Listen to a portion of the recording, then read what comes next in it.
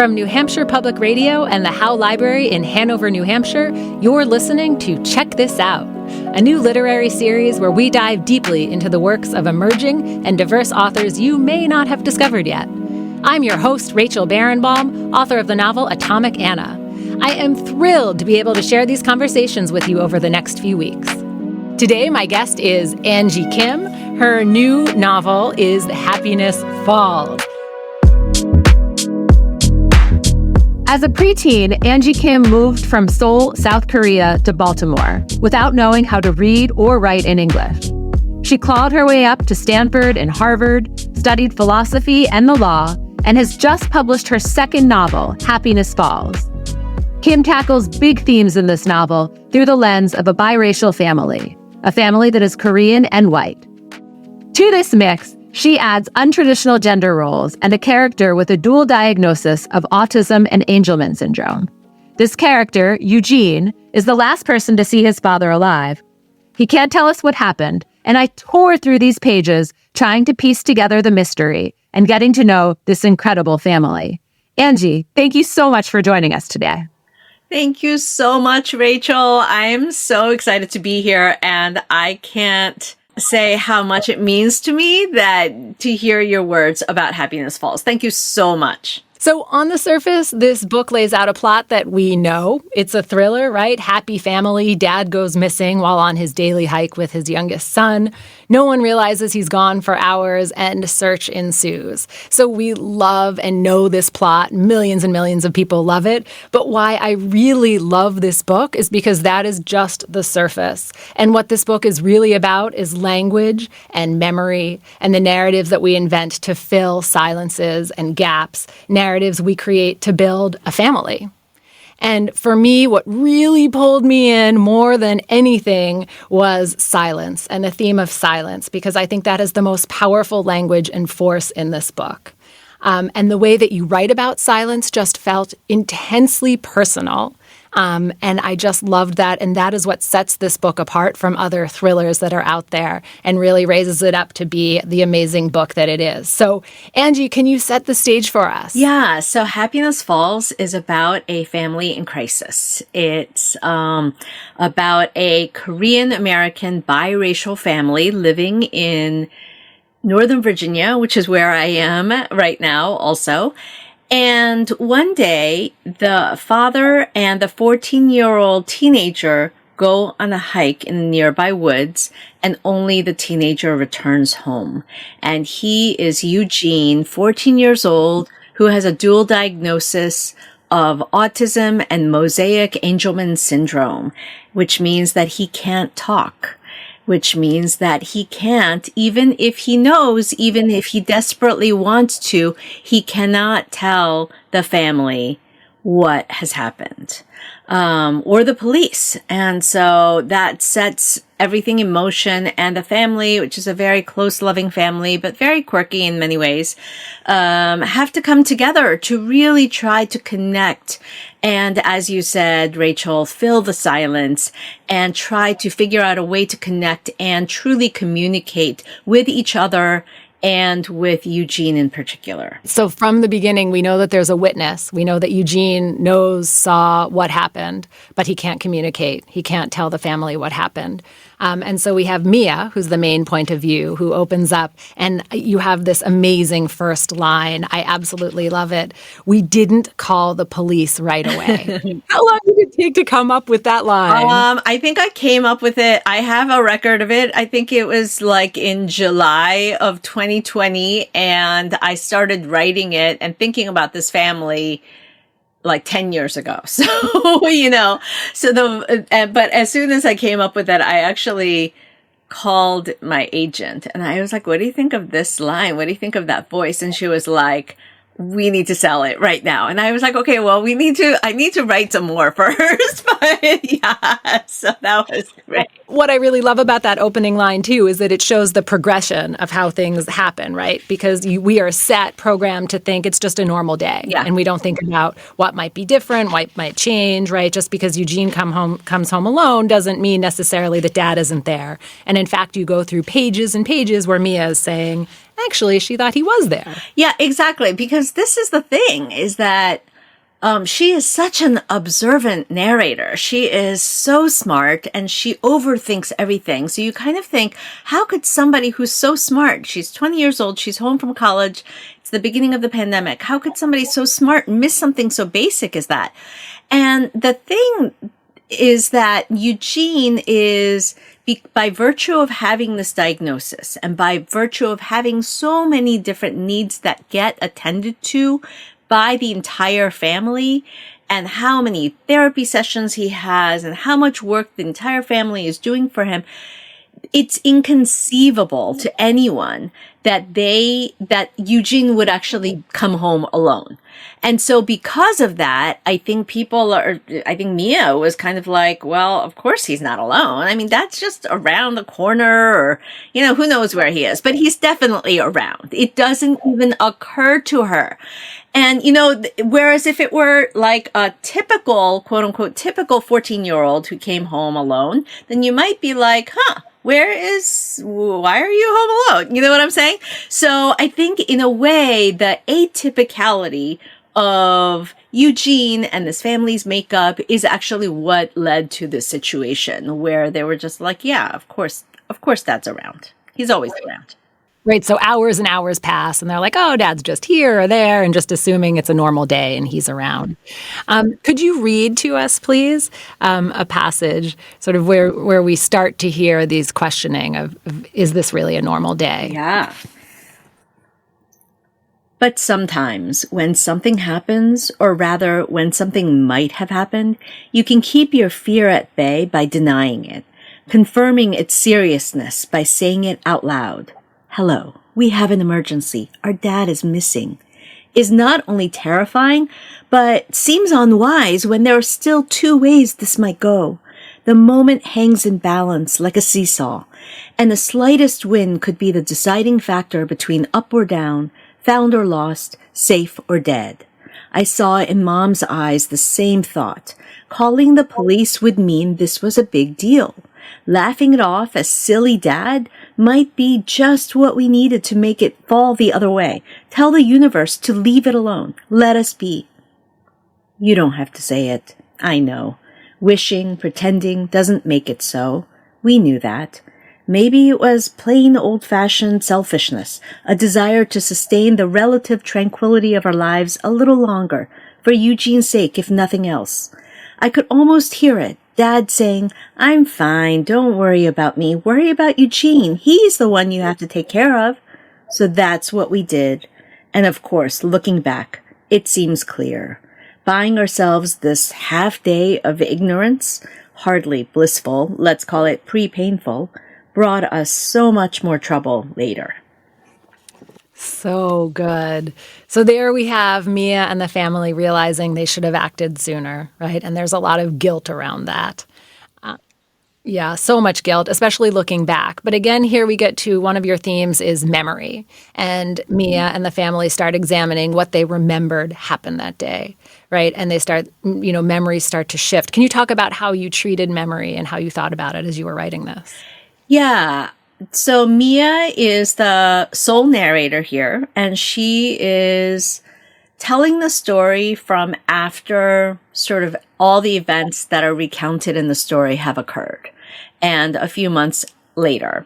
And so she is trying to process everything. She's done a lot of processing already, and she's trying to make sense of it. And she's trying to figure out what it is that she remembers about each moment and what they could have done differently, and sort of doing these if only types of things, because it's still close enough in time to when all of this happened that she's still beating herself up. And who knows, maybe she'll be beating herself up 50 years from then. But, this is only a few months in the future, and she's really trying to make sense of everything. But at the same time, everything is kind of clear still in her mind. And so there's a lot of ruminating. There's a lot of sort of thinking things through and analyzing each moment and the micro anomalies that she is noticing, perhaps as she's remembering for the first time.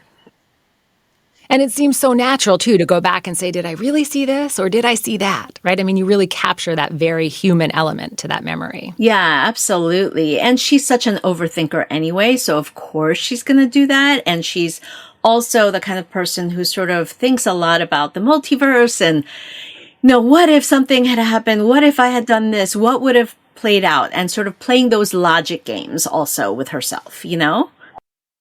If you're just joining us, I'm Rachel Barenbaum. My guest today is Angie Kim, and you're listening to Check This Out on New Hampshire Public Radio. We're talking about her new novel, Happiness Falls.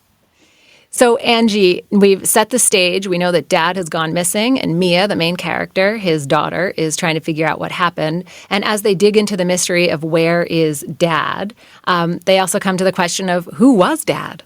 And then Mia figures out that he is working on something he calls the happiness quotient. Yes. So let's talk about that. Yes.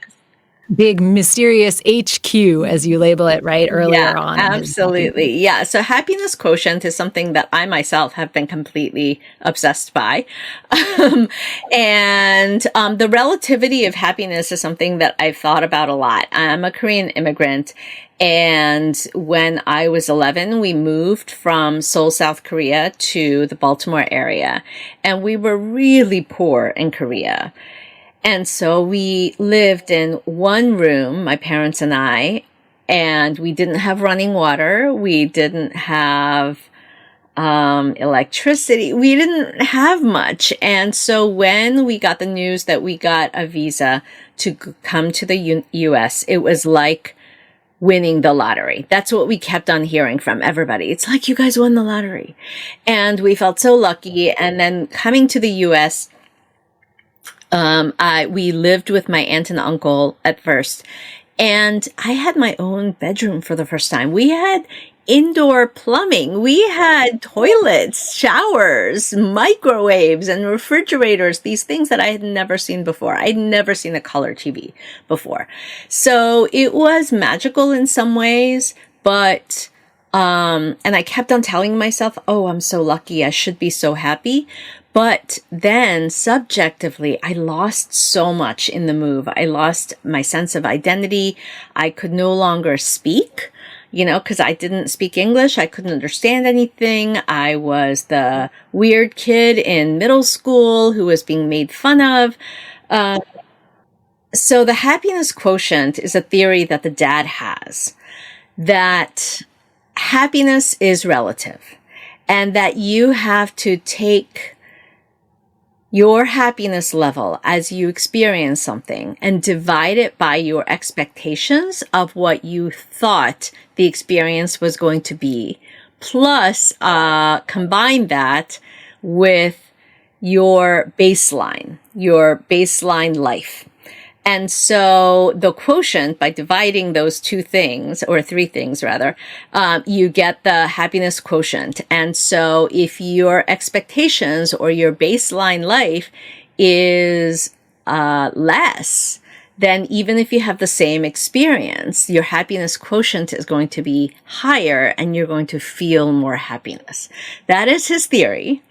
And he wants to kind of experiment to see if that's really true, especially for his family. And if that is true, then could he possibly make his family happier by lowering their expectations or lowering their baseline view of what their life is like?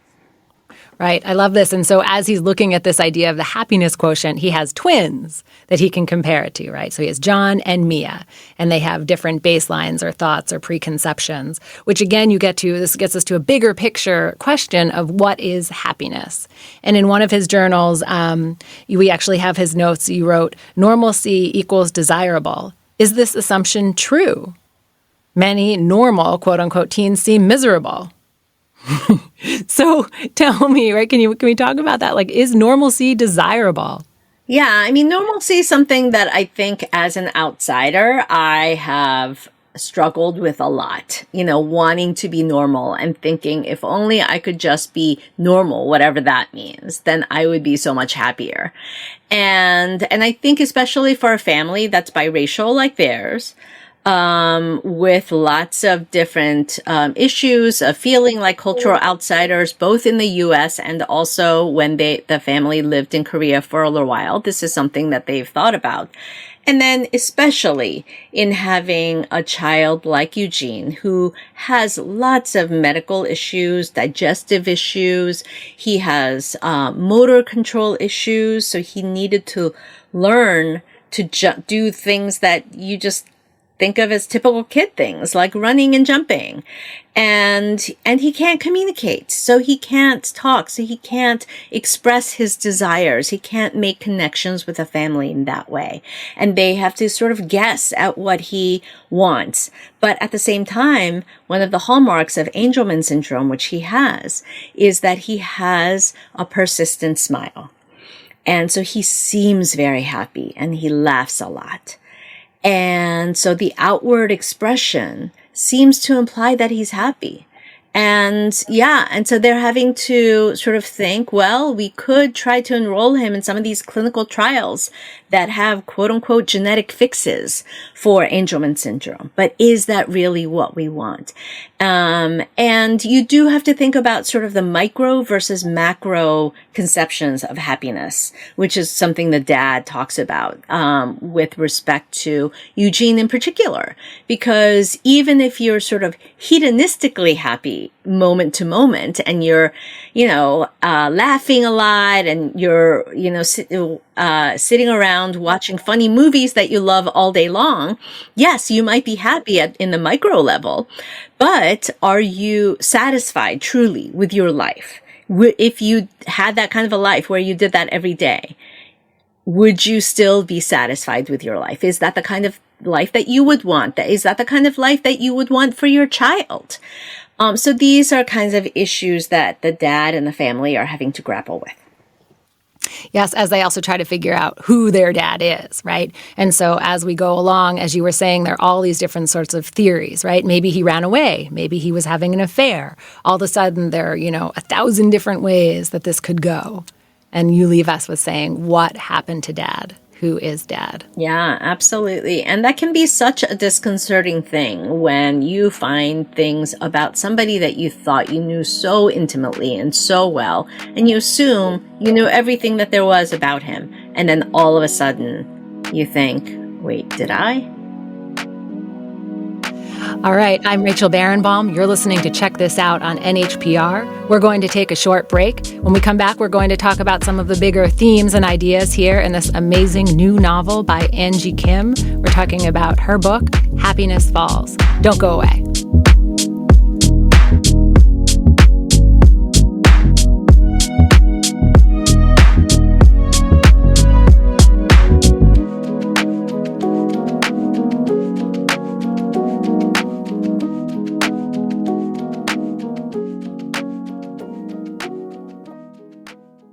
Welcome back. If you're just joining us, I'm Rachel Barenbaum. My guest today is Angie Kim. We're talking about her new novel, Happiness Falls, and this is Check This Out on New Hampshire Public Radio.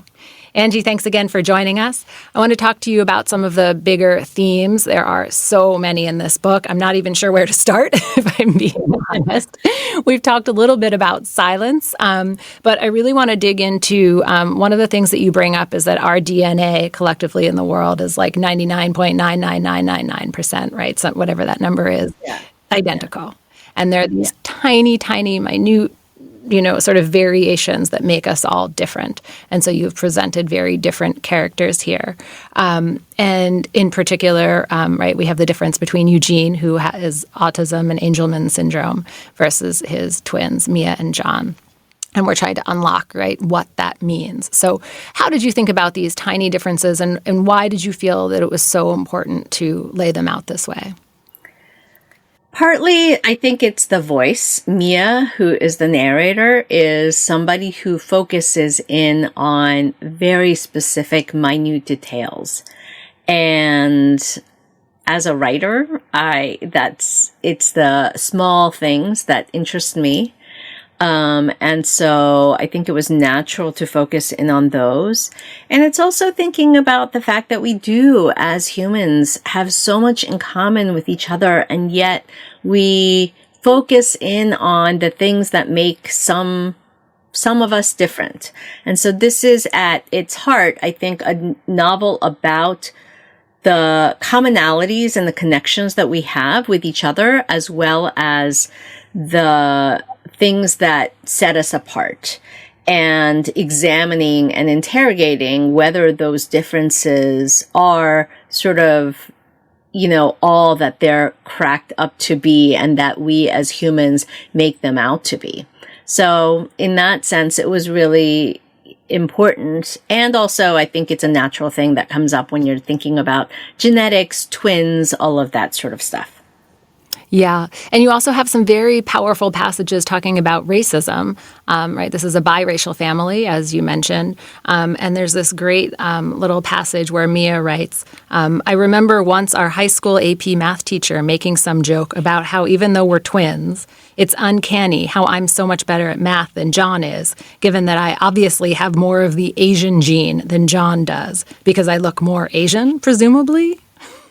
What a passage. Can you talk about that? I think this is one of these things, the whole math Asian thing is something that a lot of us Asian Americans talk about, because I think it's one of these things that a lot of well-meaning people say as thinking, oh, well, that's not a negative. So, Asian people must love the fact that they're all good at math, and, that kind of stereotype and assuming things. And so Mia talks about that a lot. And with respect to the differences with John, I do think that it's really interesting. I'm part of a biracial family. My husband is white American. And I think it's so interesting that I didn't really realize that the kids who are biracial, some can look more Asian, some can look more white, and that has implications of its own. And in a society where race is just so baked in, it can make the kids sort of feel, it raises weird sibling dynamics, especially in how the outside world views them and treats them, even though they're the same and from the same family and all of that sort of stuff. So I thought it was an interesting element to explore, and how Mia is treated as different and more other and less than with respect to John, even though they're twins. So when I mentioned in my opening that this novel feels so intensely personal, this was an amazing example of that, because you then wrote in your author's note at the end how when you first came to America, you were asking to go to the bathroom and you were asking for the lavatory. But the teachers misunderstood and thought because you're Asian, you're asking for the laboratory. Exactly. This was actually a huge traumatic thing that I had to deal with, when I was starting school, because I didn't speak English at all, other than hello and thank you or something like that. And I remember thinking, and I was 11, so I'm in middle school, which is such a hard time anyway. And I remember thinking, wait, what if I need to use the bathroom? And I don't, that seemed really important, Seems pretty basic. Yeah, exactly. And my aunt was like, okay, well, and so I said, okay, well, I memorized that from my essential phrases book, where is the bathroom? But being Korean and Korean not having the th or r sounds, it came out as, where is the bathroom? And she was like, nobody's gonna understand what you're saying. And so you have to say, how about lavatory? And so I was like, laboratory. And, so of course the hilarity, to them ensued, which, obviously was awful for me and completely one of those things that I cringed thinking about now 40 years later. Yeah. I'm really sorry that happened to you, but I'm really happy that you put this in this book, right? Because I think we need to talk about these things. That's why I do this show, so that we can make sure this doesn't happen again and to other kids in the future. So thank you for sharing that. Also, I wanted to talk about, when you come to a new country, your theme about silence again. So we have Eugene, who can't speak. He has Angelman syndrome. But then we also have, the experience of Mia going to Korea for the first time. And I just love the way you describe this. When we first moved to Korea, because I looked Korean, everyone expected me to be fluent in Korean. When they found out I wasn't, I couldn't understand or speak Korean at all, they assumed something was wrong with me and called me a babo or idiot. There you go. So that, again, was an experience that just felt unbelievably personal and brave that you put that in there, because I didn't feel like I was reading about Mia as much as it was like your heart was on the page when you wrote that. Yeah. So can you talk to me about that passage and that feeling? Yeah, absolutely. I did. I had the same experience coming to the U.S. from Korea. Because I didn't speak English, I felt stupid for the first time in my life. Back in Korea, I was the smart girl. I did well in school. I had lots of friends. I was gregarious. And then all of a sudden, I couldn't speak at all. And I think that experience made me realize for the first time that our society, and that includes me, we equate oral fluency with intelligence, deeply so, to the point where I knew that I didn't just become stupid overnight. And, because I could still speak a different language, I was just trying to learn a new one, so it was understandable to myself anyway that I couldn't understand or speak this new language. And yet I felt stupid, intensely so.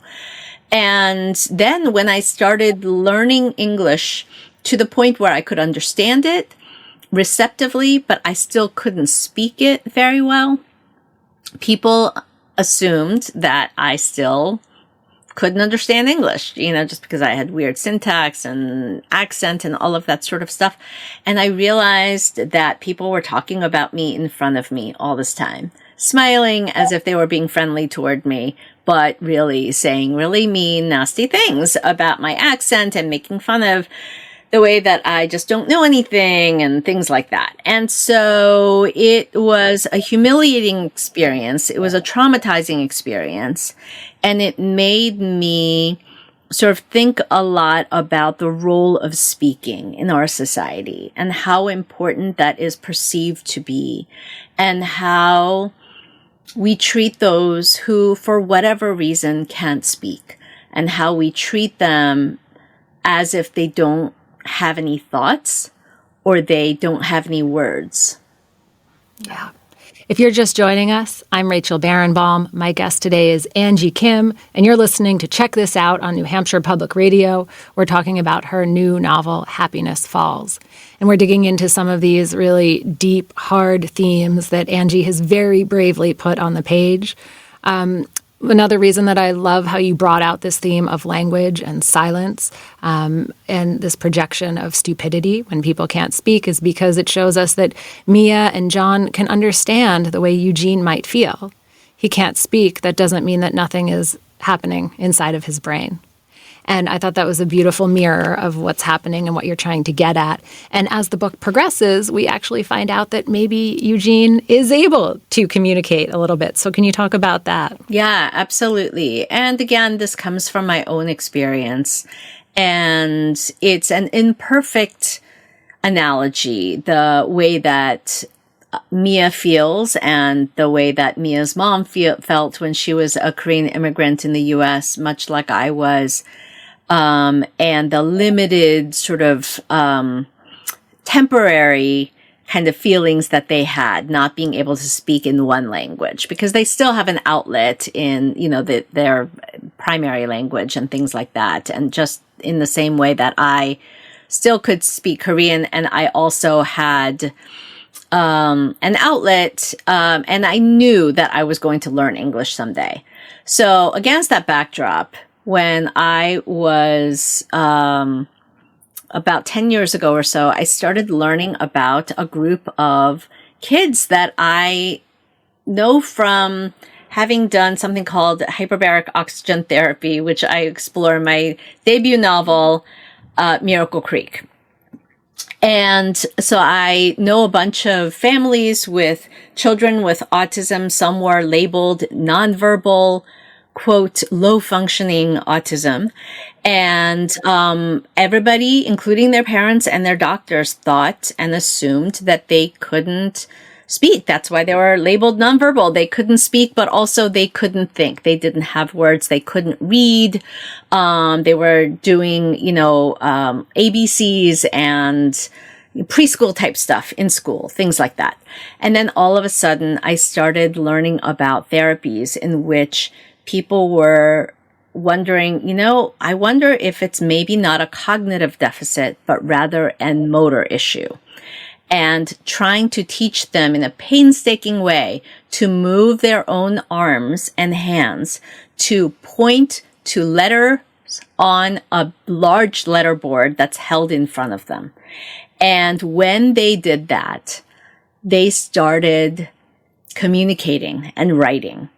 And the stuff that came out of them was unreal. And when I learned about this, it just, I can't tell you how I felt, because it's a lifelong assumption that they've been living with. So what I myself experienced for a few short years in one language only, they've been dealing with their entire lives in every way. They had no outlet.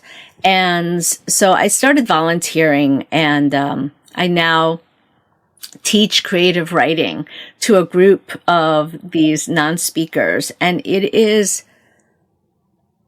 I'm speechless as to what I have learned through this process and how meaningful that's been to me. Just especially given my own experience. Yeah. But I mean, to imagine, Eugene for 14 years wasn't able to say a single word, express a single emotion, really, and then to have the world open to him.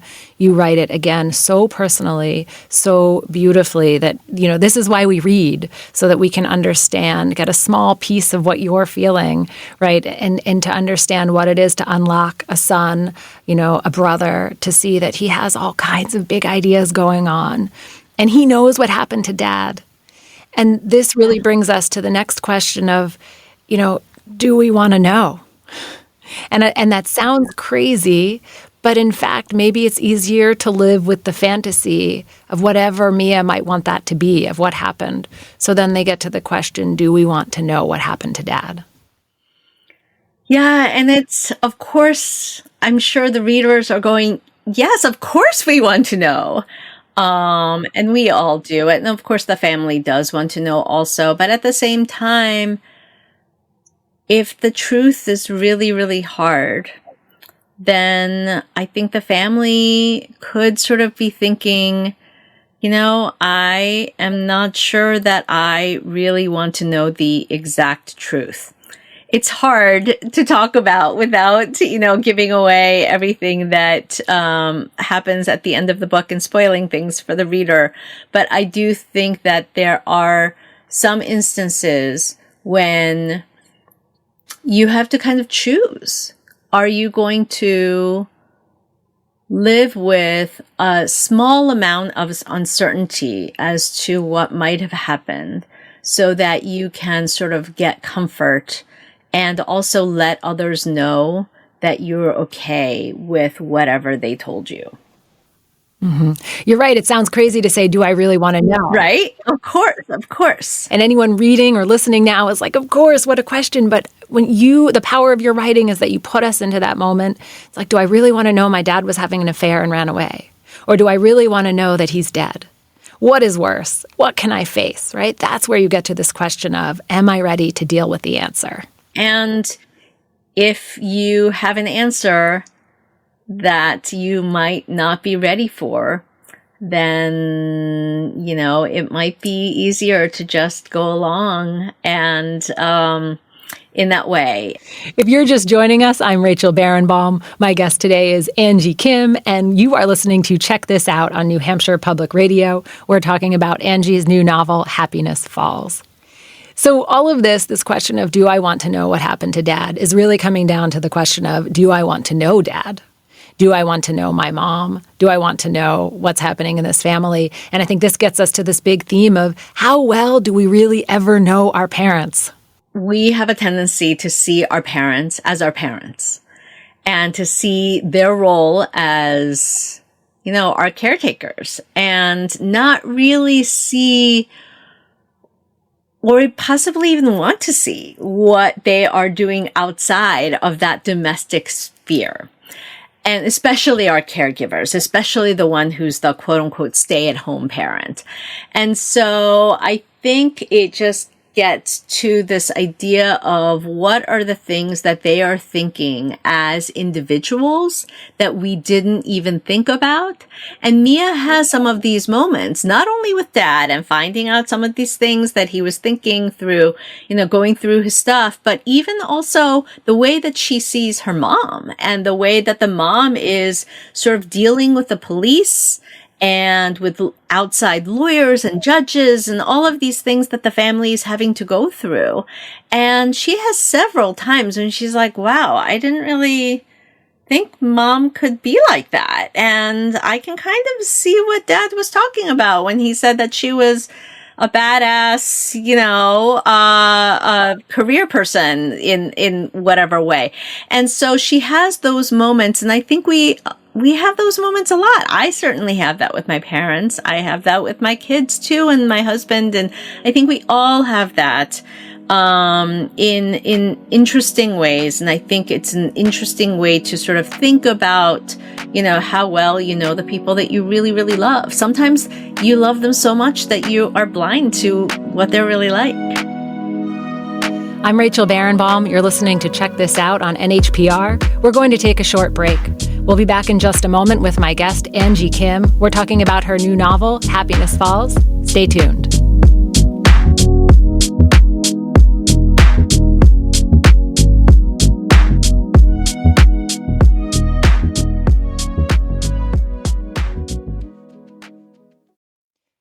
If you're just joining us, I'm Rachel Barenbaum. My guest today is Angie Kim. You're listening to Check This Out on New Hampshire Public Radio. We're talking about Angie's new novel, Happiness Falls.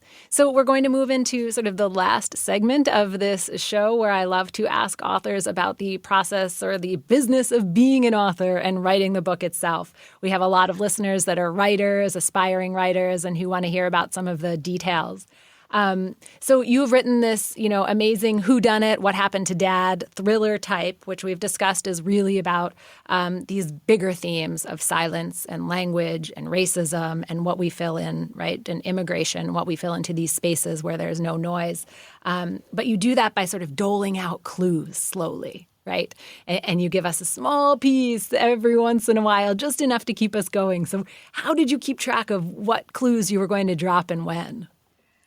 So I'm not a plotter, especially for this book. I didn't actually think that this book was going to be considered very much of a thriller. And I'm still a little bit surprised when people call it that, but in a good way.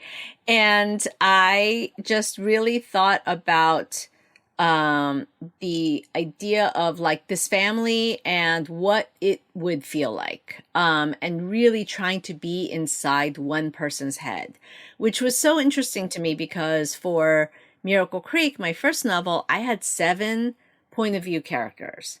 And so I had chapters going back and forth between different people all the time, which was really fun. This one, I had to stay in Mia's head the entire time. And I did that deliberately because I really thought, one of the things that I wanted to explore was when something like a missing person happens in your life. Just the frustration of not knowing anything. I mean, and Mia talks about this, how a missing person mystery is actually the most frustrating, but also the most intriguing mystery because you really don't know anything. Anything could have happened. The range of possibilities is so vast that it's just unbelievable. You don't even know where to begin. And so I think, in order to explore that frustration of not knowing anything, I really wanted to stay in one person's head. And that is Mia, who wants desperately to know as much as she can about everything. So it's especially frustrating for her. And I think so I kind of was in her head and thinking to myself, okay, what can she learn? What is she learning? What's happening? And I made a number of missteps where I would have something happen and then realize, you know what? No, this is just going down a different way, and then having to backtrack. And really, the clues and the plot level things that happened really happened after I was done with my first draft. And this happened with Miracle Creek as well. Because I'm not an outliner, because I'm not a plotter, what I tend to do is I just write, and then focusing in on these little tiny details, as we talked about, and the darlings, and trying to sort of make the writing fit and justify the kind of darlings that I have sprinkled throughout the narrative. And then once I'm done, then sitting down and outlining it. And I actually kind of outline as I'm going along. So once I'm done with a scene or a chapter, then I put it into this blank outline that I have that gets slowly filled out over 3 years or something like that. And then looking at the outline and saying, okay, so what is happening from a story structure, story architecture perspective? What are the events that are happening? What are the clues that are being doled out? Where are the missteps? Where are the red herrings? And then revising to make sure that those feel organic and that they feel like they're doled out in the right spaces from a pacing perspective. Okay.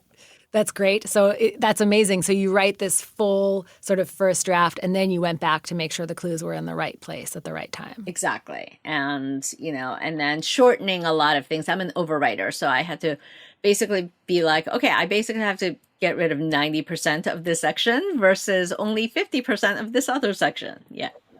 Okay, but I have to ask you, if you didn't think this was a thriller, what did you think you were writing? I thought I was writing a family drama. I still think that's what, in large parts, what this is. Yeah, I thought I was writing a voice-driven family drama of what a family goes through in the face of a missing person, rather than a missing person mystery, if you will. I mean, in a way, I think the missing person mystery is a Trojan horse of sorts, way in for me as the writer to start writing, and also a way in for the readers to sort of hook them and get them invested in what this family is going through, and then use that to explore not only what's happening with respect to the investigation and things like that, but also the family's background, their relationships with each other, their dynamics, and really explore sort of the emotions that the family must be going through when they're having to deal with things like, their beloved father, the anchor of the family, going missing, and finding out new things about him and about Eugene also. And sort of, the emotional fallout from all of that, as much as the what really happened to Dad, which of course they want to know as well. And we do too. Right, it's like the what really happened to Dad keeps us turning the pages in a sense, but then the reason that I can't stop thinking about the book is because I'm thinking about the silences, the language, immigration, racism, right? Those bigger themes are what haunt me after I'm done reading. Exactly. I think those are my favorite types of books. And for example, Tim O'Brien's In the Lake of the Woods, which is one of my favorite books.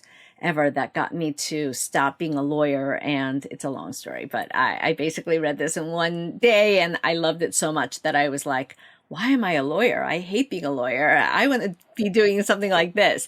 And eventually, years later, became a writer. But that book has a missing person at the very beginning. The protagonist's wife goes missing. And there is a missing person investigation, but that's not really what the book is about. The book is really about what this couple went through in their marriage and what this protagonist went through in the Vietnam War and how those are manifesting in the current day. And so I wanted to do something similar, and I hope that I did the same thing with my debut novel as well. There is a who done it, how done it, why done it, but that's really a way into the immigrant / special needs parenting experience and what it's like being a medical and cultural outsider. Yeah. So you mentioned that you were a lawyer. You also studied philosophy, and there's a lot of philosophy in this book. And in fact, you get to this passage where you say something to the effect of language makes us human. And so if you don't have language, are you human? And I really loved that quote. And I wanted to ask you to please talk about that quote and how, that idea and how you thought about that. Yeah, that idea is such an interesting one. And it's a kind of a simplistic, very, very simplified version of Chomsky's theory about language and grammar being inherent to humans, which is a linguistic nativism kind of idea that he is credited with starting. And and people have talked about whether it's an ableist assumption, because what about the people who can't speak?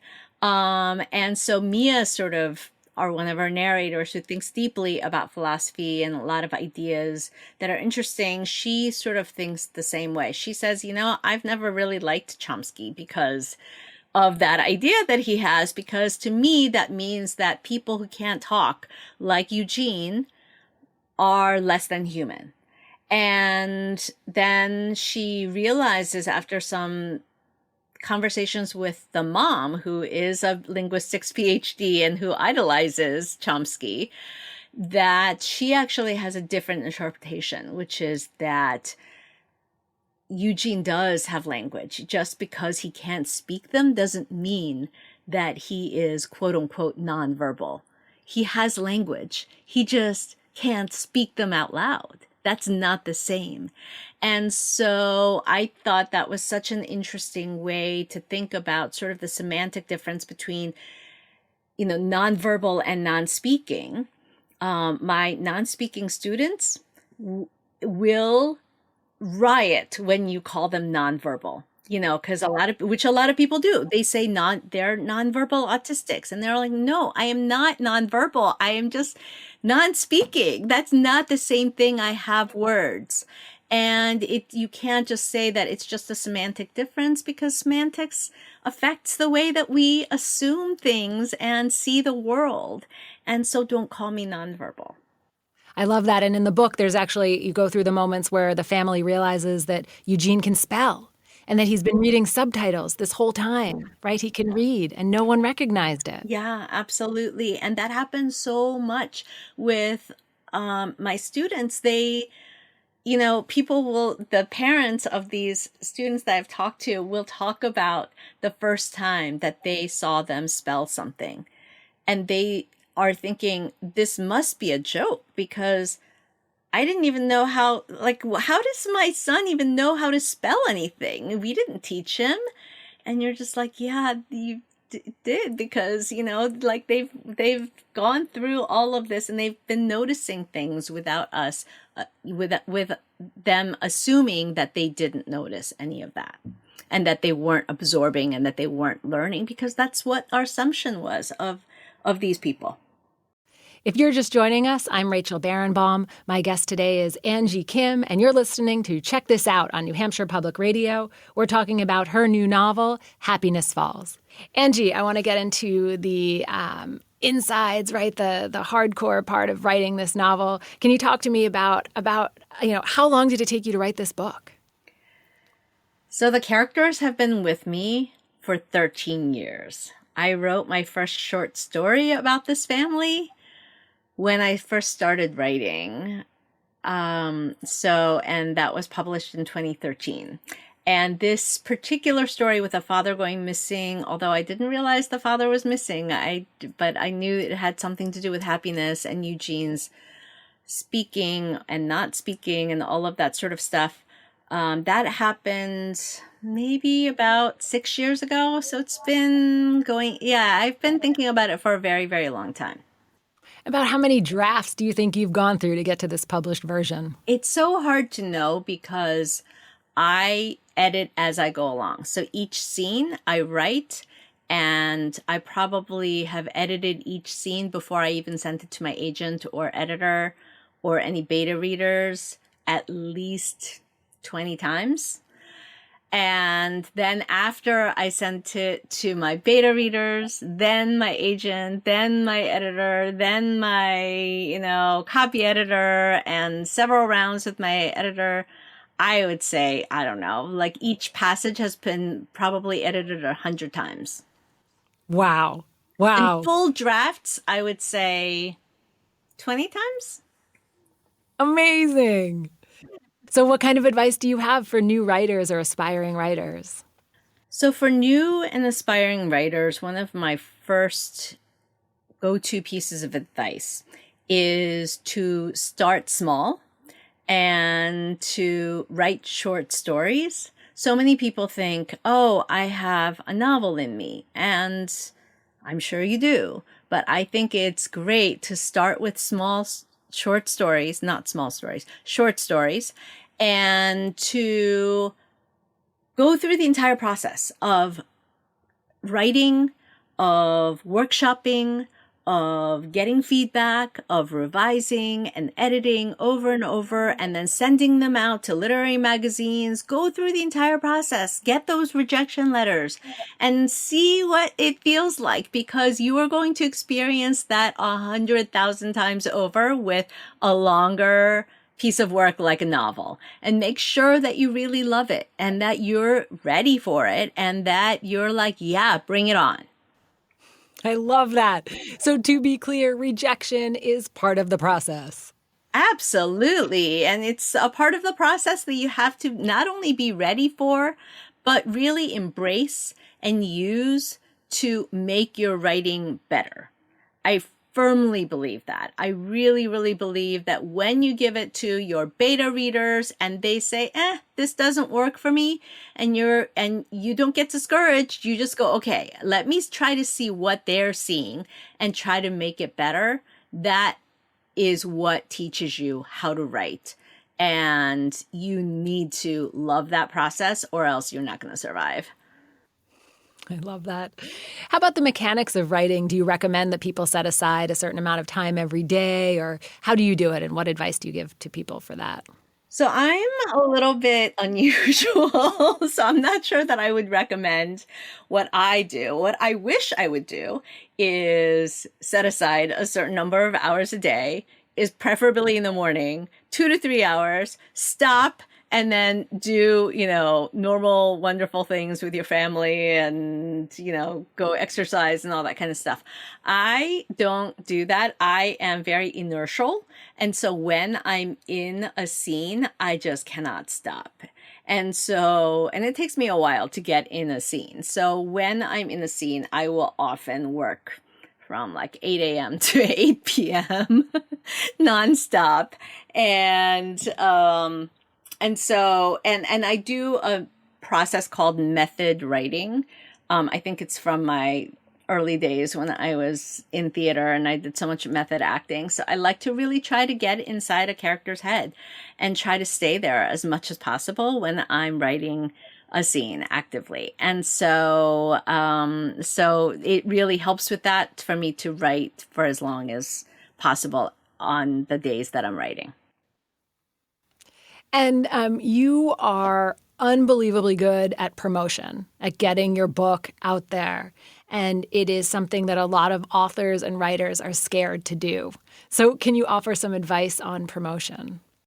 Yeah, I'm kind of surprised to hear you say. I mean it as 100% a compliment because I think a lot of people think that you can write a beautiful novel and that will sell itself. And sometimes that happens, but most of the time that doesn't. And you can write the most beautiful novel ever written, and unless you are in the promotion machine, nobody will read it. Oh, believe me, I took it as a compliment. I just feel so awkward at social media and things like that. And so, luckily, I think with both my debut novel and this one, I've had an amazing group of, and team of publicists and marketers and people like that who have really helped me and told me sort of what to do and set up wonderful events kind of like this one, right? And arranged for a lot of that kind of publicity. I love that because you have the business of writing the book and then the business of selling the book, and they are separate but equally as important. Very much so, because especially in this day and age, you really can't just be like, oh, well, I'm going to write now and then I'll let my book go out into the world and see what happens, because no, it's a lot of work and you have to be willing to do both and you have to enjoy both, I think. Thank you so much for joining me today. It's been a real pleasure speaking to you, and I look forward to staying in touch and reading a lot more in the future. Oh, thank you so much. You've been listening to Check This Out, a new literary series, which is a partnership between New Hampshire Public Radio and the Howe Library in Hanover, New Hampshire. We dive deeply into the works of emerging and diverse authors you may not have discovered yet. I'm Rachel Barenbaum, and I'll be back next week at the same time with more conversations. Our producers today are Jared Jenish, Megan Coleman, and NHPR's Emily Quirk. The Howe Library Director is Ruby Simon. NHPR's Program Director is Emily Quirk. The show is sponsored by the Jack and Dorothy Byrne Foundation and the Howe Library Corporation. Thank you for listening. I'll be back next time.